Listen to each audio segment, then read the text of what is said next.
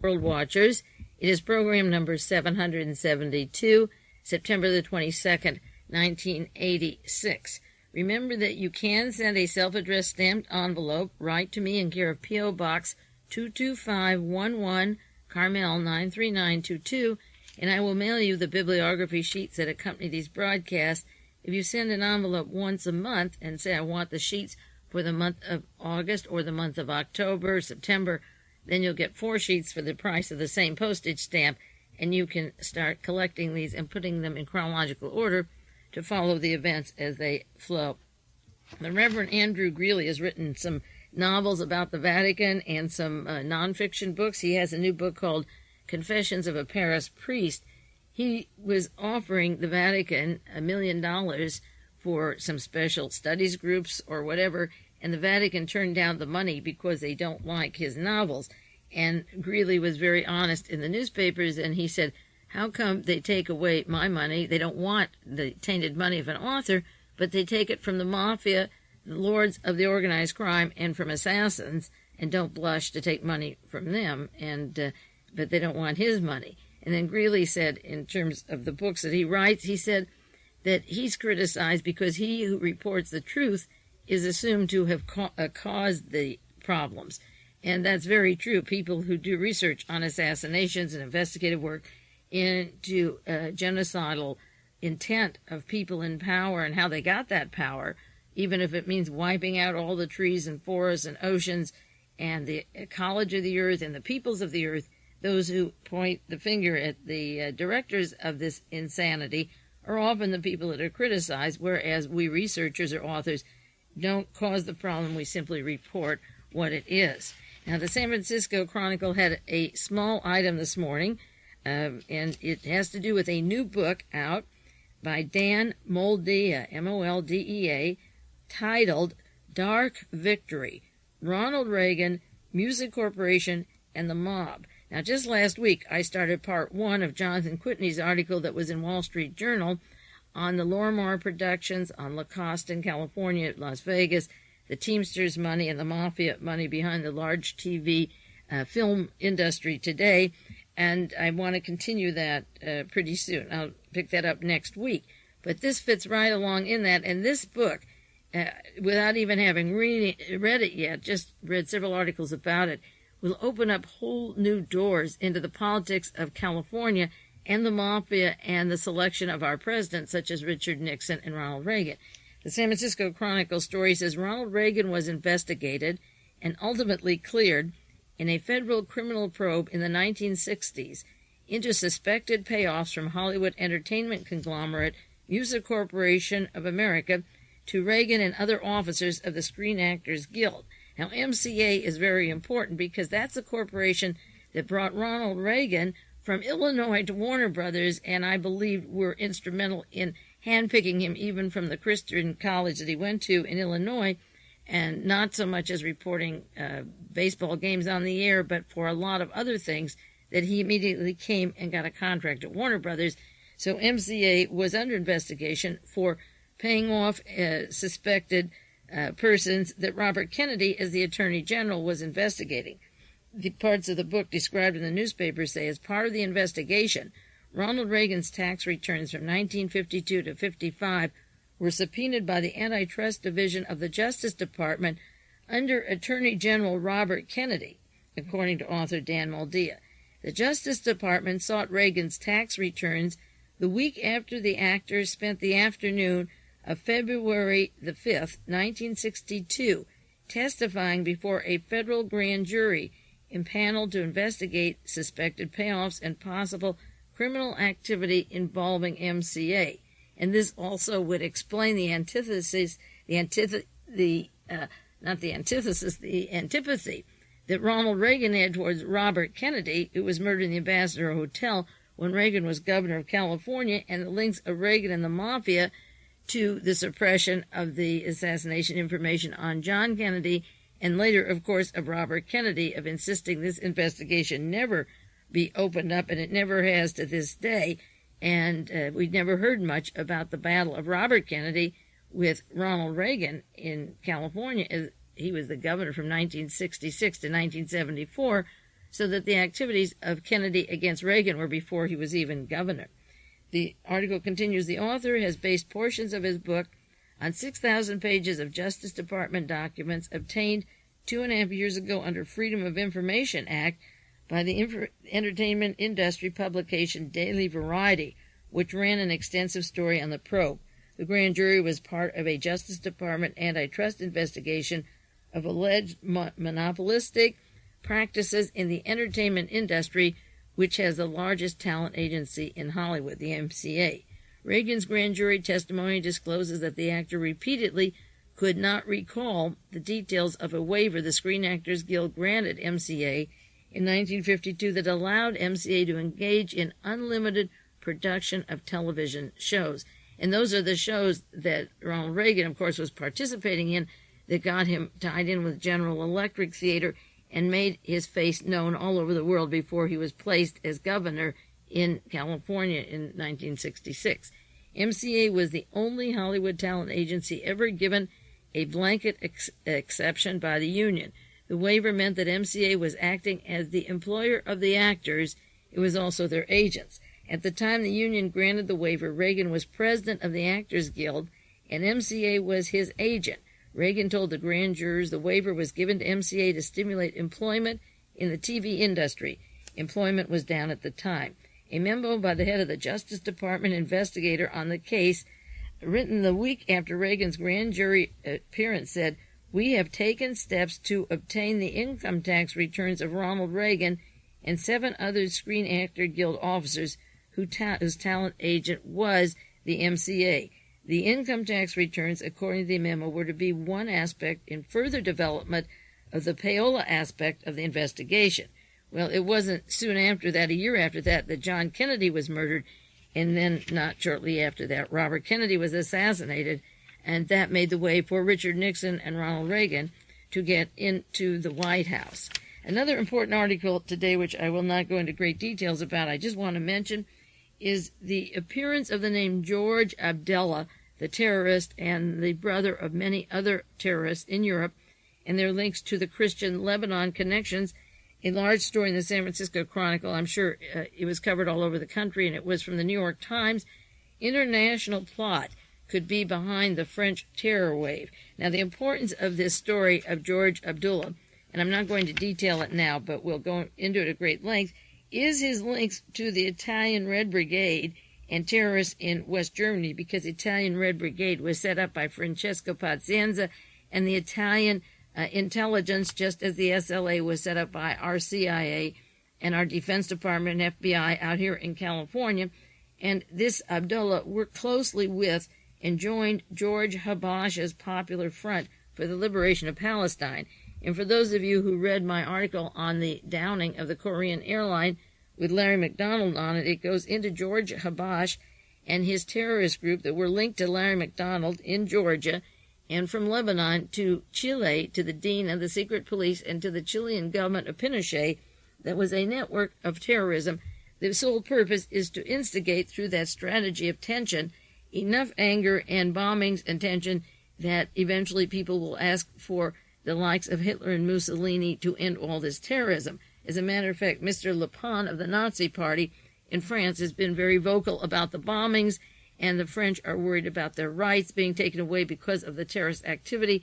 And in this country, under the guise of terrorism and drugs, we are handing over our rights via Congress without even thinking this through. So it is working, and it's interesting that a man who also has been identified as being responsible in the 1982 murder of Lieutenant Colonel Charles Ray, he was an American intelligence and an attaché in Paris. So the killing of Americans, and just as Aldo Moro, the prime minister in Italy, was killed, and a lot of other people, innocent people, these links of terrorism always go back to the CIA connections in Lebanon.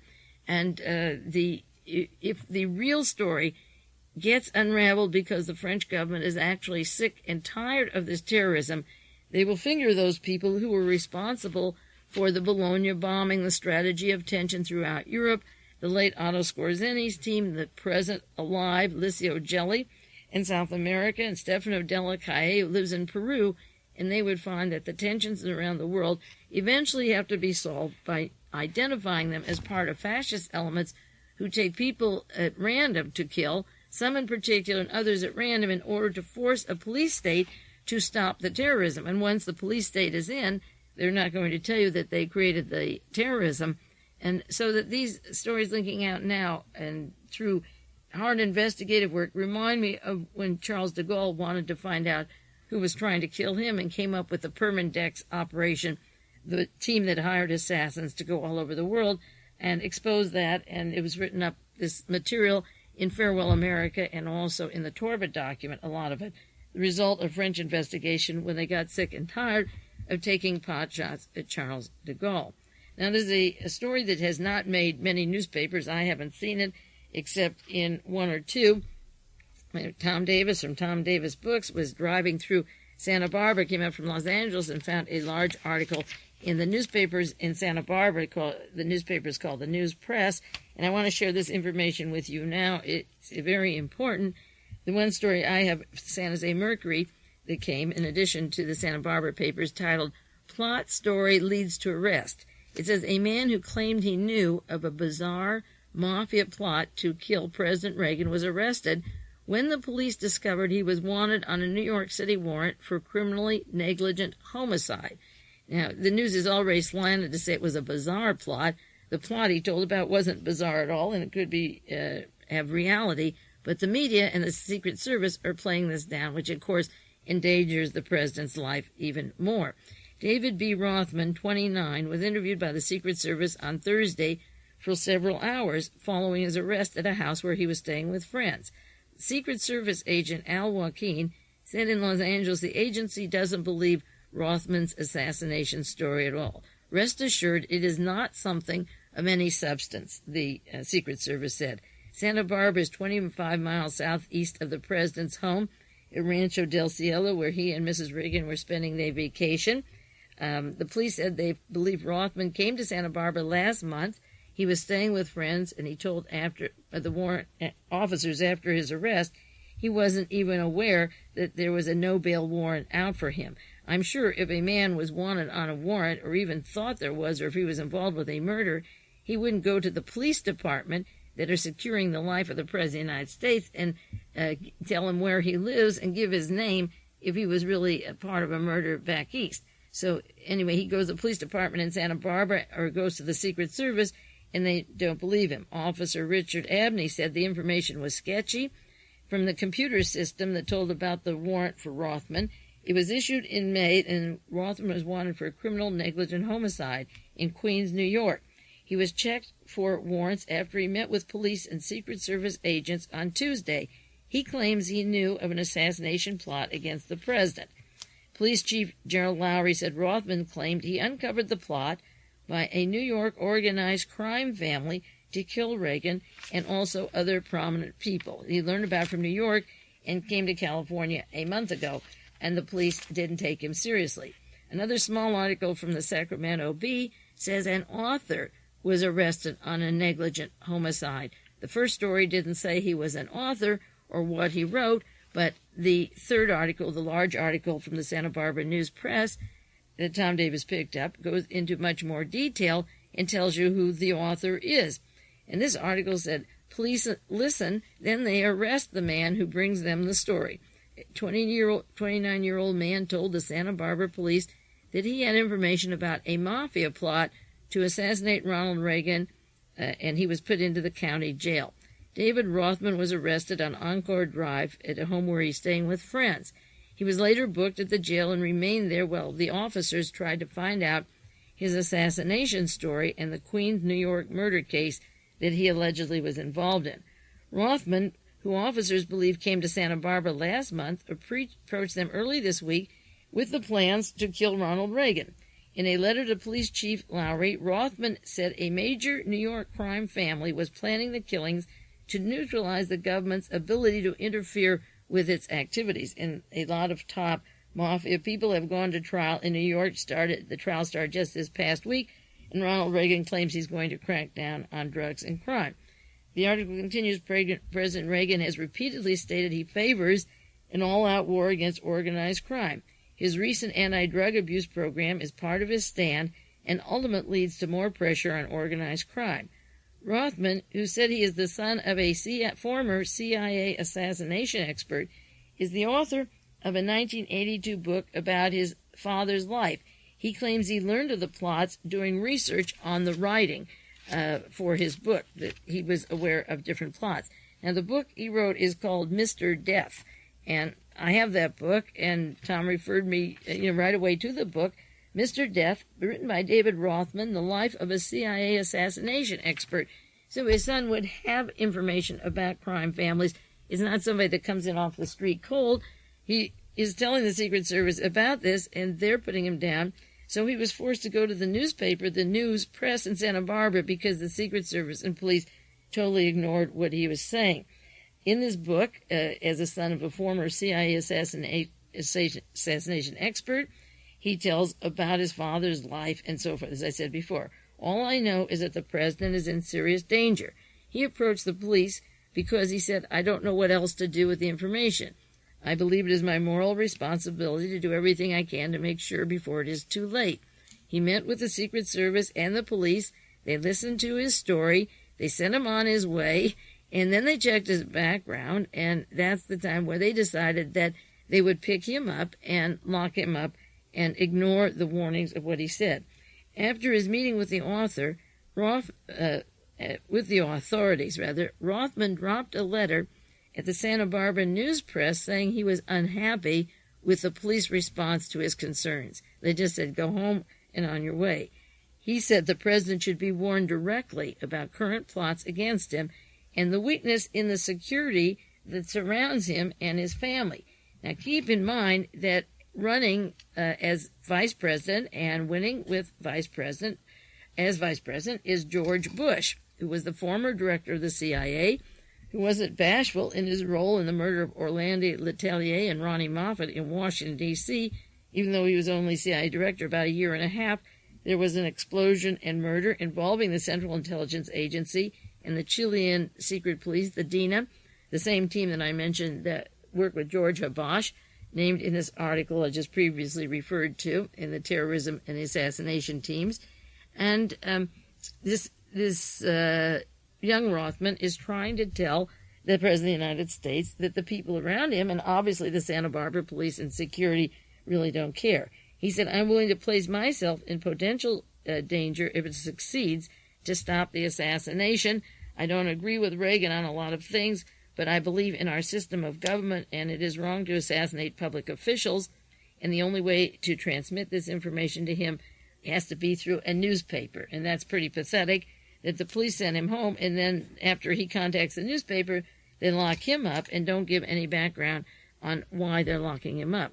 As best as they know, in 1985, there may have been an arson involved, the police said. We're not sure what we have. They locked him up without any bail, and I guess he's still locked up for them coming to tell him about the plan to kill the president. And then the Santa Barbara Press said, in his letter to the police, he claimed to be the author of Mr. Death, the life of a CIA assassination expert by his son. It was published by Playboy Press in 1982. The publishing company is not in business. His claim couldn't be verified. Well, they could have called a lot of bookstores and so forth and verified that that's a person. And from the book, on several pages of the book that he wrote, David B. Rothman, on the cover of it, he describes a politically chilling, sexually explicit, emotionally revealing true story of a complex man who designed death weapons for the CIA, and his son searched to uncover the truth about his father. He was a secret designer of weapons for the CIA. They called him at the agency Mr. Death. Before the interview's publication, before Playboy published the book, Mr. Death died of a heart attack, probably one of those sudden, mysterious heart attacks, when he revealed to his son that he made weapons for the CIA that did assassinations. His son was only 19 years old, and he decided that he had wanted to write a book because with a high school education, he was an expert in weapons, and his father had told him about explosives and reptiles and pyrotechnics, and he had the secret life working for the CIA and so forth. He collected pornography, and he was a lonely man, he said, who died on his 41st birthday, having just about to have been exposed for working for the intelligence agency making the weapons. On page 33 of the book, the kid describes, I saw a modified butane cigarette lighter. I asked if there had been more than one in the basement of his junk boxes. I asked what it was, and he told me point blank, with no extra emphasis, nothing startling to the revelation, and I accepted it and moved on, the kinds of weapons he made. What boy questions his father when his father drops a bomb like that, telling how he makes these weapons for the CIA that looks like a cigarette lighter? And you want to prove that you can be cool and be trusted, and he can tell you anything and it won't go anywhere. He had told me things I never repeated to anyone. He told me he shot 9 men with 9 bullets from my metric Mauser on a fated Nightmare road in Venezuela. He told me at the time he was a brilliant, aggressive arm of the group. He always referred to the group. He worked with them in the late 50s when this boy was 2 or 3 years old, and he never came out and said who the group was, but more to the point, what else could it be? And he tells about his experiences with them and the kind of shells they had, and a .22, and how it was it would cause a lot of shrapnel if you shot it. The 22s were different than other 22s. They exploded on impact. They were made for taking out heads of states or other undesirables, his father said, to pop their heads off. Literally, they would. He said, each one of these slugs will pop a human head like it's a gourd being hit by a .45 at close range. Be careful and have fun, he said to his son. I had lots of fun, lots of it. So those are just 2 references in the book by David Rothman. So Rothman took this appeal to Santa Barbara Press. And as I say, the wire services and other newspapers that I've taken haven't had a thing about it. I just want to mention that some of the people who are after, some of the people suspiciously dying, and I've said this before, are not so very famous as heads of states, but there seems to be a pattern, and more I read the obituaries for young ages, and I'm cutting them out and saving them and trying to get some sense of how old people are when they're dying of cancers, particularly in the 40s and 50s. A subscriber to World Watchers, a long good friend who sends me many articles, sent me an obituary from her paper, Kansas City Star, just this past week. Died September the 1st, 1986. Miss Shirley F. Cromer. Miss Shirley Faye Cromer, 43, from Jefferson City, a former area teacher who was president of the Missouri National Education Association, the NEA, died Monday in a hospital in Springfield, Missouri. Miss Cromer was elected president of the Missouri NEA in 1985. Earlier, she taught at Oak Park High School for 19 years. She was vice president of Missouri NEA in 1983. Now, the letter I had about her obituary from this newspaper said, Shirley is a close friend of mine. She was my roommate in San Francisco at the Democratic Convention in 1984. Another delegate was Gwen Giles, who also died of cancer this year at age 54. These are 2 delegates to the Democratic Convention. I sent her obituary earlier to you, which she did. She was the first woman state senator in Missouri. That week was a terrible one for the Missouri delegation.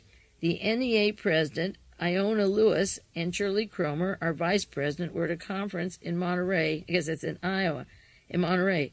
Iona had an apparent heart attack, but she recovered. The third friend of theirs recovered from the heart attack. The day after your father died, this is my father, July 18th, and he was old enough, 94, and no mystery to that, but she said, my mother died. This is the delegate whose 2 friends died, and one of them almost died from apparent heart attack. Gwen Giles, this is the survivor of the 3, Gwen Giles' husband and child were found dead on apparent murder-suicide. This is July the 18th, 2 years ago. And she goes into the details of those deaths. And, of course, the president of the National Education Association from, I believe it's New Hampshire, Krista McAuliffe, died on the Challenger plane, and she was a strong supporter of NEA when she died when the NASA Challenger blew up. So this is a little vignette of people from the Democratic National Convention in San Francisco, 2 dead and 1 almost dead, and the one who survived, it was not the one who survived, the one who died of cancer, her husband and 2 children also died this past year. And so that is a pretty dismal picture of people working together for certain causes, and a link that may be going on in 50 states or 150 cities, we don't know, because a lot of people aren't thinking of these connections. It just happens that this particular person sees connections or is trying to understand them, and called attention to these deaths of these people that she was associated with as active in the Democratic Party, and how quickly they leave this earth, and is there a question or a possibility that these people, as I say, are connected, their deaths are connected to each other. Speaking of deaths, there was an article about an aide of Ronald Reagan's, David Winston, who worked for his health group in the capacity of the health department, who was hit. It was a hit-run case in which he eventually died. He died a few weeks ago, but he was still in a coma when this particular article came out from the San Francisco Examiner, September the 11th, and it says David Winston, the former top health advisor to Ronald Reagan, is in critical condition. He's 44 years old, suffering from head trauma, attacked by an unidentified motorist who has since been identified. There was confusion and conflicting testimony by witnesses at the scene. He had no identification on him when he was taken to the hospital, listed as John Doe, and they traced him from a key in his pocket to the hotel he was staying at, which is interesting to have no identification. But the article goes on, Winston served as Republican staff director of the Senate Labor and Human Resources Committee 1979 to 81, according to Director Hayden Bruce. Then it says, Brian said yesterday that Senator Edward Kennedy, Democrat of Massachusetts, the ranking minority member of the committee, had dispatched an aide to San Francisco to look into the accident. Now, I thought that was not hilarious, but really interesting that Senator Edward Kennedy is looking into the hit-run case of a person, an advisor to Ronald Reagan, from the health department, who was a staff director of the Labor and Human Resources Committee. I haven't been aware that Ted Kennedy sends investigators anywhere, even to Chappaquiddick maybe, or to his brother's assassinations. He probably did, but I've never read about it. But it was interesting that he was so anxious to send somebody, dispatch someone to look into the cause of the accident, where I'm not aware that Senator Ted Kennedy has been interested in these accidents. And it seems strange that they made note of his curiosity into a hit-run case in San Francisco when there are so many of these things happening that, for all purposes, he seems to be looking the other way. There's a television show that will be on this week. The date is September 24th. It will be put on by Public Broadcasting, and the man behind it is William Buckley, the production. And the movie is about the Soviet Union in 1932 to 1933, killing 10 million of its own people. And the thing that makes this so interesting is how much anti-Soviet material is being put out by the media in a barrage of actions or agent provocateur instigations that I think are escalating the arms race or the hope of that long dream of World War III. Now, William Buckley wrote a syndicated column, came out September the 6th, called Harvest of Despair. And in 50th anniversary of this famine, the Canadian government and the United States Public Broadcasting are going to do a movie on the planned starvation. And what William Buckley is saying, it's not only in the past that the Russians have planned starvation, but it's going on in Ethiopia, and that it is time for people to know that Stalin crushed the people of the Ukraine by having a starvation plan in 1932 to 1933, which, in fact, happened. According to the history books, there were 10 million people that starved in Russia, and I'm not making any apologies for starving 10 million people in Russia. The interesting thing is that the person who's going to have it on his broadcast on a two-part series is William Buckley, who is not against starvation, who is not against war, who only points out the Russian side, but is working very closely with and always has worked with people who had grander plans for starvation and murder than simply those 10 million people. Buckley, as a Knight of Malta and founder of Young Americans for Freedom, worked very closely in the Central Intelligence Agency with Reinhard Gehlen. Well, I've cited many times on my broadcast the book Gehlen, Spy of the Century, and how Reinhard Gehlen's brother and father published books for Nazi Germany, in which their goal after the Soviet Union was defeated was to turn the large number of people in the Ukraine into corpses by starving them. 50 million, you remember, would be slave labor, and then the other way to get rid of the subhumans would be to starve them. And This is quite detailed, and Reinhard Gehlen was not castigated. That was 50 million, and it would be done by the Germans. They said 40 million starvation and 50 million slaves, so take a few one way or the other. But Reinhard Gehlen, because of these plans published by his family for Germany, was brought to the United States to form the CIA. So there can be no objection to starvation as far as William Buckley is concerned. I'll take a 1-minute break and continue with facts and figures on who is doing the starvation, if there's a most in this story.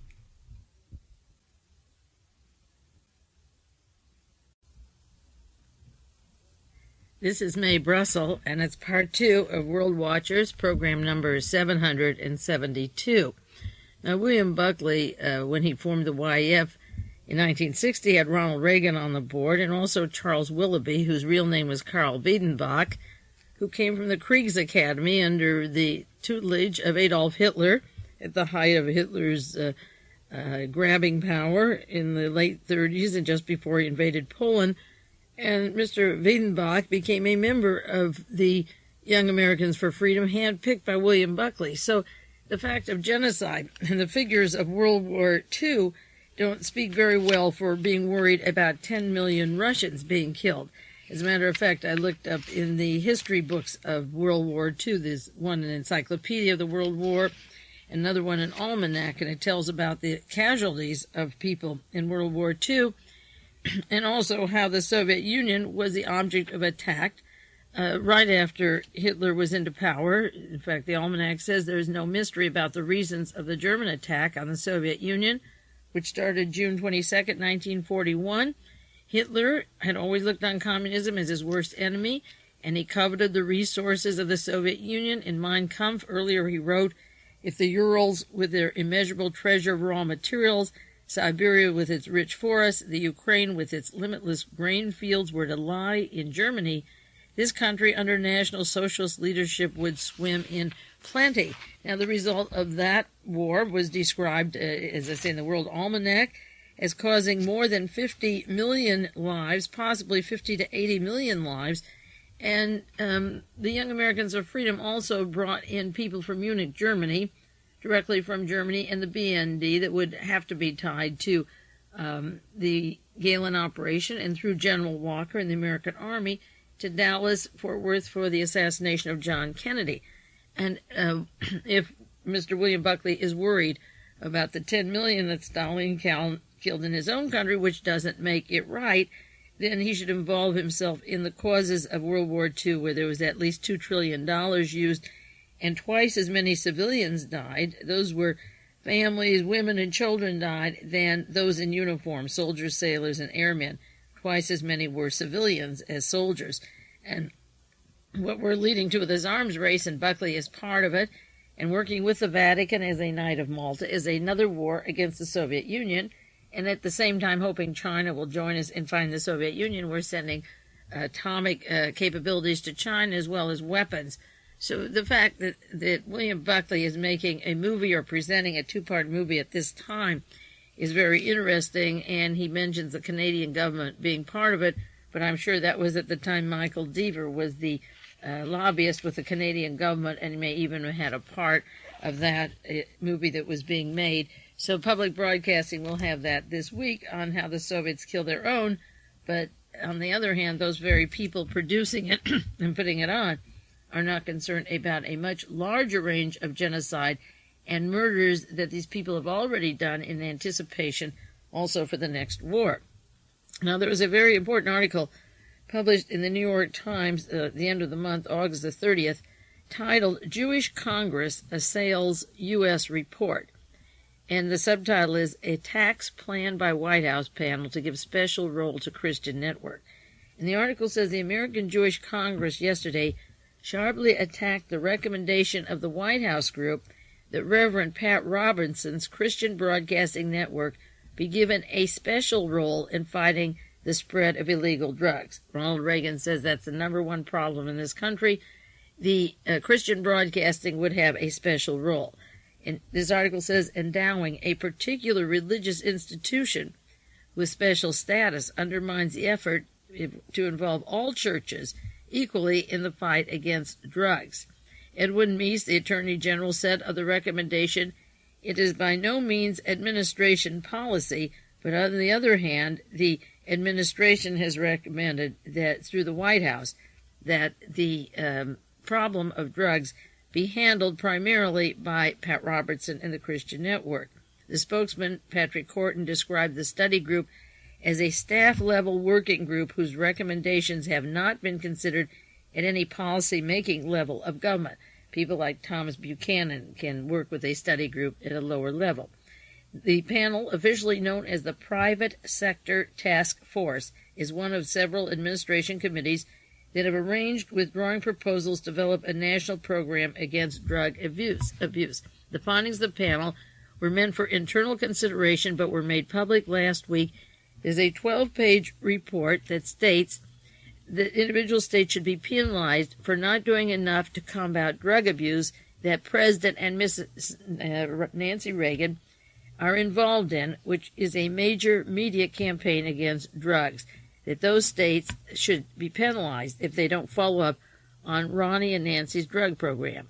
The specific recommendation prompted the letter from the American Jewish Congress that urged officials to start an education information program through the churches with particular emphasis on Christian Broadcast Network and its constituency. The network is directed by Mr. Pat Robertson, a television evangelist, who recently formed an exploratory committee to test the waters as a possible Republican nomination for president in 1988. His television network is the third largest cable network in the nation, with an audience of 27 to 28 million viewers. The White House panel report was on the verge of being political, adding, "We don't deal with the political here," but Virginia Beach spokesman for Pat Robertson agreed that this tied the political with the religious. In Washington, there was no answer yesterday from the Freedom Council, an organization Mr. Robertson called his political arm. In his statement, Mr. Baum of the American Jewish Congress supported the notion of involving religious institutions in fighting against illegal drug use. Solving this massive and urgent problem requires the involvement of all major elements of the society, including government, the media, schools, and church. By assigning a special responsibility to the Christian Broadcast Network, an integral part of Reverend Robertson's religious mission, the task force was singled out to the nation so far that the White House is concerned that they should be the people noticeably fighting the drug war. The Reverend Robertson and his church then enjoy a unique place among the American religions because they have been identified, as I say, by the White House as to be the leaders of the drug war, and it gives him a prominence. He just got money from the Justice Department for a conference with blacks, about $34,000, and Pat Robertson is being promoted by people in the White House for the next position by giving him a prominent display on his television station with so many viewers, 27 million. Nobody has a chance to be more exposed to the public, and it's similar to Ronald Reagan being in General Electric Theater and running against a candidate who doesn't have that kind of identity. Now, a organization you've heard of, People for the American Way, sent a letter to members, including a friend who's a listener, World Watchers, that she shared with me, on the political campaign coming up, of which Pat Robertson says that he may want to run for president of the United States. And this is put out for Iowa Republican Caucus, and it's dated February 86. How to participate in a political party. It's marked confidential, and the importance of it was explained by the People for American Way. These are the instructions on running political parties, and keep in mind that Pat Robertson is ready to throw out the Constitution. He doesn't believe that people have to take orders from the Constitution, and all the other things that he's been saying that people haven't taken seriously, they better think about. So this is a sheet for a particular area or state, but I'm sure because of the way that these organizations are put together, there are probably 50 different states where they have the same instructions, and this is how to participate in political activity. There are local principles, strategies for Christians in political parties, and then methods for individual Christians. So it begins with your local principles. The rule is that the world is for God. Rule the world for God. It is for God. Be a servant. according to Matthew and love. Win men for the kingdom of God. C. D. Be wise as serpents and innocent as a dove. E. Live by faith and trust God for the results. F. If the foundations are destroyed, what can the righteous do? 3 important foundations, institutions God established, are the family, the church, and your civil government. Although the church is crucial, even though it was founded last, the other 2 are nevertheless strategic. God wants religious leaders in all 3 areas. Roman numeral 2, strategies for Christians in political parties. A. To a degree, keep your position on issues to yourself. Jesus didn't overwhelm even his disciples with truth. Only rarely will you change a party regular's mind on an issue. To change their mind, you may want to start in their heart.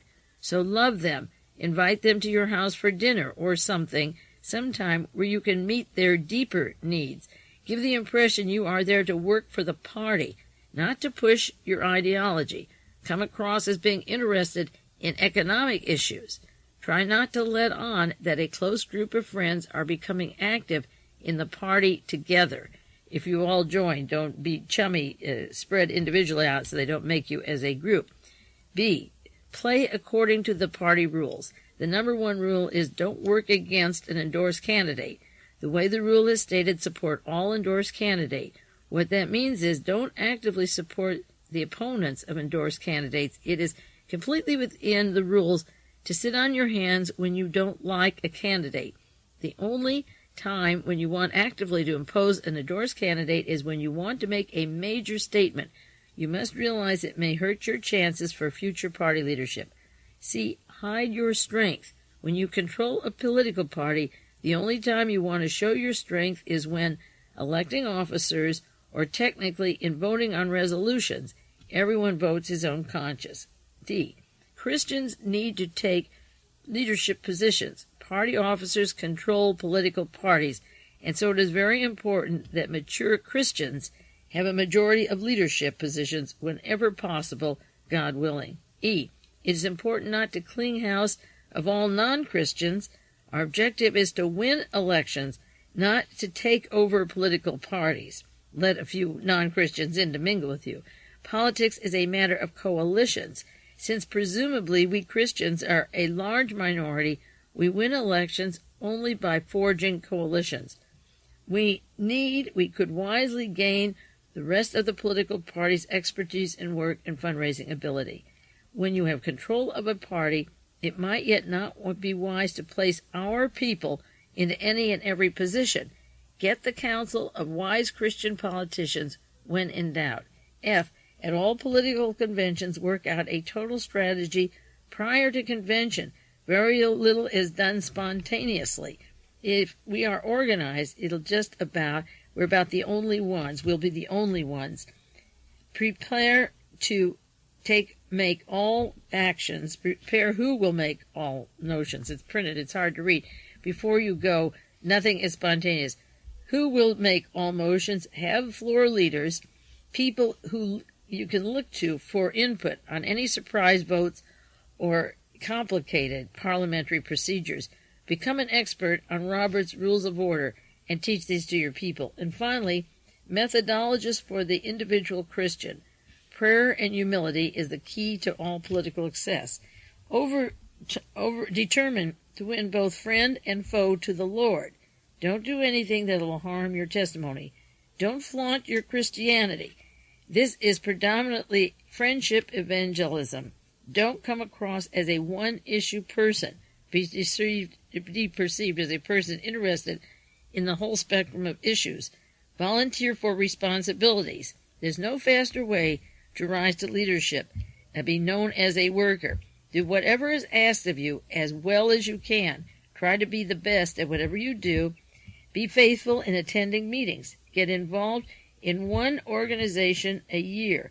Determine to be known for your integrity. Commit yourself to demonstrating Jesus to all you come in contact with. Now, this is how to participate in a political party so that the Christians can take over the political system from the ground up. And People for American Way sent out a letter saying that what happened in Iowa happened in Michigan and then Indiana and then Texas, and each of these states, the religious right is winning major elections. They're taking over the political structure. They're rewriting the party platforms. They're laying the groundwork for a national political purification process. And what is worse, they are doing so by preying on bigotry and intolerance and playing a coy game of semantics. They are winning by using subterfuge and dishonesty, by emphasizing lying and deceit, not telling who you are, being prepared, having your answers before things happen. In addition, this memorandum advocates something that is clearly unprecedented and contrary to the spirit of the Constitution's First Amendment. Religious right leaders are urging their followers to use the political process to make religious conversions. As outlined in the memo, Pat Robertson's allies are told to win friend and foe to the Lord. Don't do anything that will harm your testimony.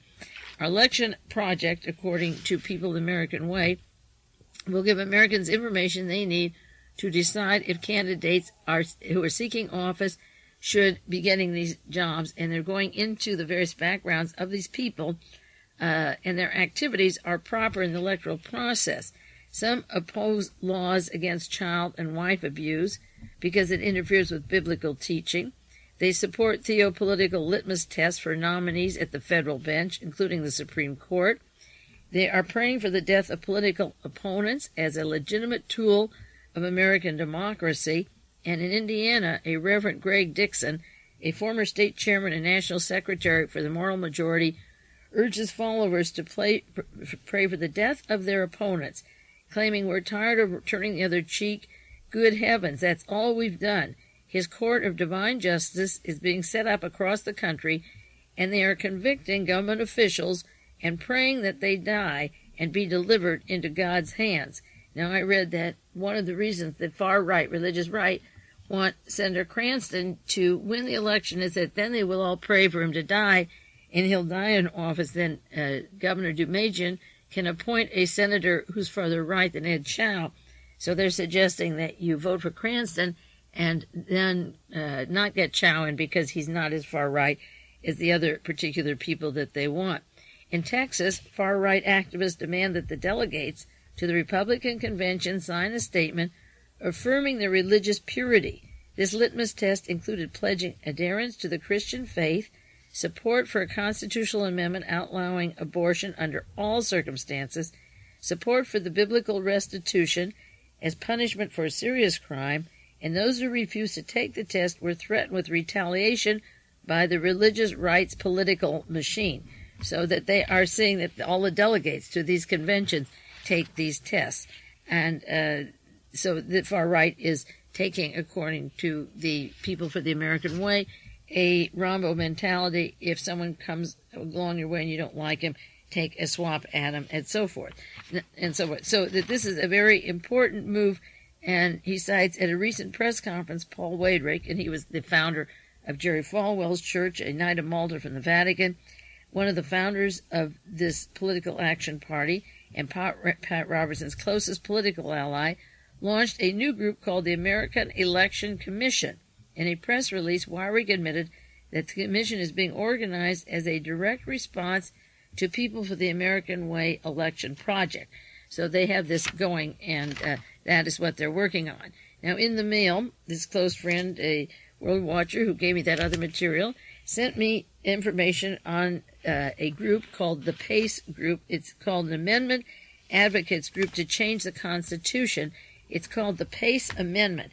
You can buy a book, Amendment to the Constitution, Averting the Decline and Fall of America, for $20, or you can become a member advocate for the PACE Amendment for $70 and get the book and a promotional kit and a newsletter on how to pass the PACE Amendment. And this is what the PACE Amendment is. Dear Sir or Madam, it states, major problems confront America today. America is inundated by third world legal and illegal immigrants. 350 years of American history is predominantly European-descended English-speaking nation is rapidly coming to an end.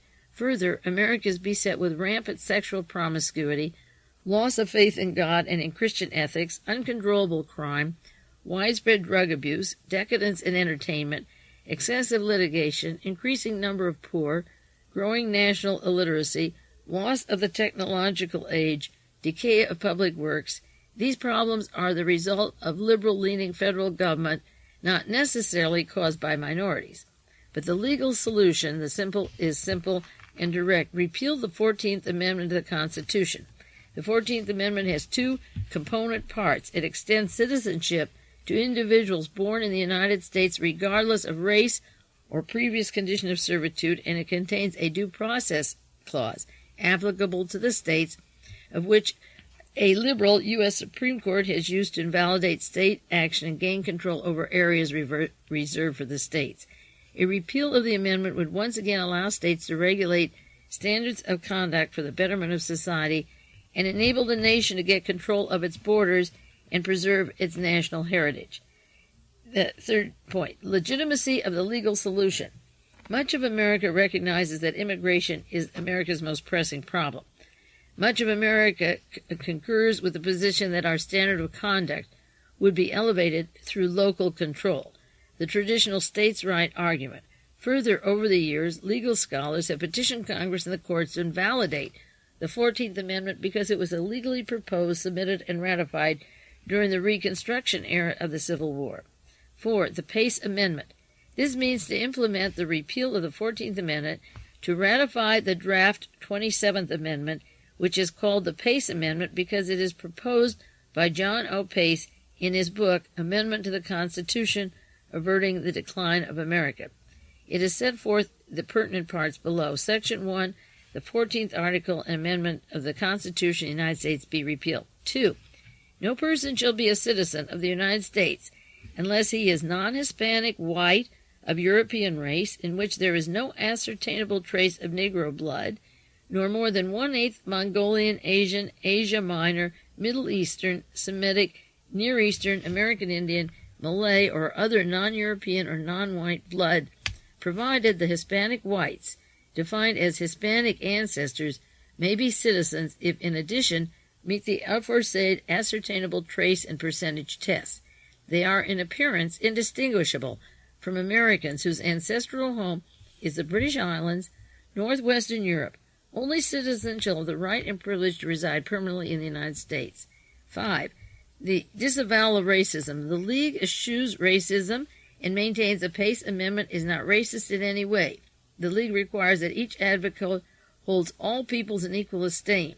The majority of advocates fully support Section 2 of the Pace Amendment. They believe it is necessary to preserve our nation and is the only fair and sensible approach to a difficult situation, and this includes American Indians are not allowed to stay here either. Multi-level lobbying efforts. Promoting the Pace Amendment, the promotional effort is being conducted through a multi-level lobbying system patterned after the most successful multi-level companies of this nation and abroad. This revolutionary combination of political lobbying with multi-level incentives melds the zeal generated by political ideology with that of large profit potential. Each advocate is encouraged to develop an effective, self-sufficient lobbying network in which the League can coordinate to achieve ratification of the Pace Amendment. Indeed, it is the goal of the League to make the advocates' lobbying network profitable. In order to accomplish this, the advocates' lobbying network will pay a salary to the advocate if he so desires. In this effort, an advocate who wishes to promote the Pace Amendment can attain the financial independence to do so. If you want to work towards promoting this Pace Amendment Section 2, then no person may reside in the United States who is Negro, Hispanic, Mongolian, Asian, Asian Minor, Middle Eastern, Jewish, Near Eastern, American Indian, Malay, or others. You can earn a living. They have a salary to give you, and you can earn money and be financially independent while you do this. Each advocate is urged to develop a lobbying network by soliciting others to purchase the book, Amendment to the Constitution, and to become advocates and to commit to monthly contributions. Thank you very much, and this is a statement with a place to send a check, an order form. Order the book for $20 or become an advocate of the Pace Amendment, and in that case, you may begin work, because you'll get your promotional kit, a year's subscription to the newsletter, and if necessary, they'll put you on a salary to get this going. Now, this is only one step beyond Mein Kampf. It's exactly like Mein Kampf.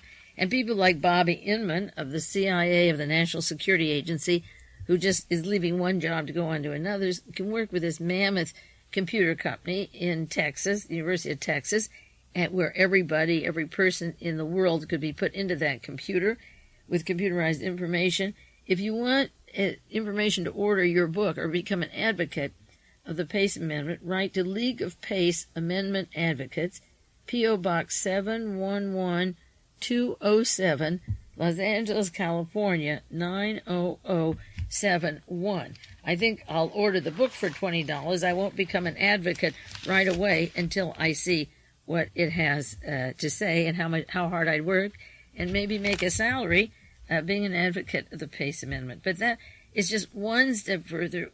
When Hitler wrote Mein Kampf, he told of everything that he was going to do.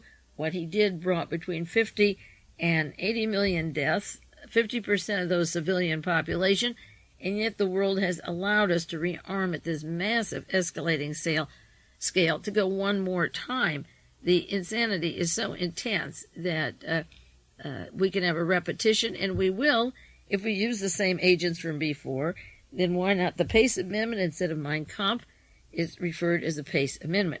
Now, I just want to cite a prayer that was given in the Senate. I don't usually read Senate prayers on the air, but I thought this was interesting. It was Monday, August the 11th. Richard Halverson, the Senate chaplain. And the reason it's so important is that the week that he's speaking about, the Senate was going to take a vacation the next week, and they were going to tangle with a $68 million decision on binary nerve gas. They were going to vote $100 million to the Contras down in Nicaragua and to pass Daniel Mannion as justice of a court in Indiana. And he just got appointed by Ronald Reagan. He's from Indiana. I think the court he got the appointment to is in Illinois. And the Rehnquist hearings were heating up before the vacation of Congress. It was a very important week that was coming before their vacation. And this is the Senate prayer given by Richard C. Halverson, Senate chaplain. God of truth and order, we are grateful for passage of the Defense Authorization Bill. That was $268 billion for weapons this year. But we regret the cost in time and energy, emotional strain, and frustration. Dear God, the Senate faces a week with an impossible load of work. Spare the senators another week of inordinate hours and stress, which threatens dignity, civility, health, and sanity. Father, I honor the Senate and count a great privilege to serve here. I love the senators and respect them, but feel profound concern that it not neutralize its effectiveness by the weight of its own practices. Save it, Lord, from becoming a powerful engine frozen because of the friction of its parts. That means the debates on money to the freedom fighters, the drug-running murderers down in Central America. Save it from the friction of its parts, powerless to maintain its own schedule or to meet its own deadlines. They gave up a few hours of their vacation. Preserve its gracious God from becoming a muzzle-bound giant, victim of its own rules, procedures, and precedents. The rules, procedures, and precedents are slowing down something that should be just stamped as if it went over the desk of Hitler. Yes, Austria, yes, Yugoslavia, yes, Hungary, yes, France invaded. Yeah, stamping, nobody to ask. He thinks that the Congress is held down by its rules and procedures. Prove you are real, God, alive and relevant to the political process. Grant to the Senate and its members a special dispensation of grace and wisdom, love and peace. Make this a profitable, productive week of satisfaction and fulfillment in the name of Him who is incarnate love. Now, that was a prayer August 11th. On August 14th, there was a vote on chemical, biological, war weapons, new binary nerve gas, and the Senate tied 50-50 on the vote. So George Bush was brought in, the great lover of God, in the name of peace and satisfaction. And certainly, he says, make it profitable. Well, it would be very profitable for the Defense Department to have this huge amount, $68 million, just for binary gas. And Bush came in and broke the tie in the Senate. The House turned it down. But this is the prayer he said, don't spend so long on your vacations. Don't get bogged down by the rules. God, don't let them fight. Get on with this, and you have a heavy load this week. So after his prayer on the 11th, there's just an article in the Washington Times. Congress returns to a heavy agenda of hot issues, and it lists the problems coming up before their vacation, $100 million for Nicaragua, and William Rehnquist hearings, and Anton Scalia, and Mr. Mannion, and the chemical warfare weapons that would go eventually then into the binary nerve and genetic weapons. So this man, as the chaplain of the Senate, is saying, please don't get yourself bogged down with the rules. Just go as fast as you can and get going with them. And we're grateful that you passed the defense authorization bill. Goodness knows how many people that would kill, but he was very grateful that that passed. And that's about the minds of where the people in Washington are and the way they're voting, and also the way the chaplain is thanking God that they got this money for these weapons. Time is up. I had a lot more I wanted to share with you, but it's just impossible. The hour is up, and it's time to close, so I'll have to continue with the other later. But that's a little sampling of what is going on at the current time, as usual. And this is Mae Brussell. I'll be back with you next week for a few more stories of horror and warfare and the dreams of America sinking as these people get more and more power today.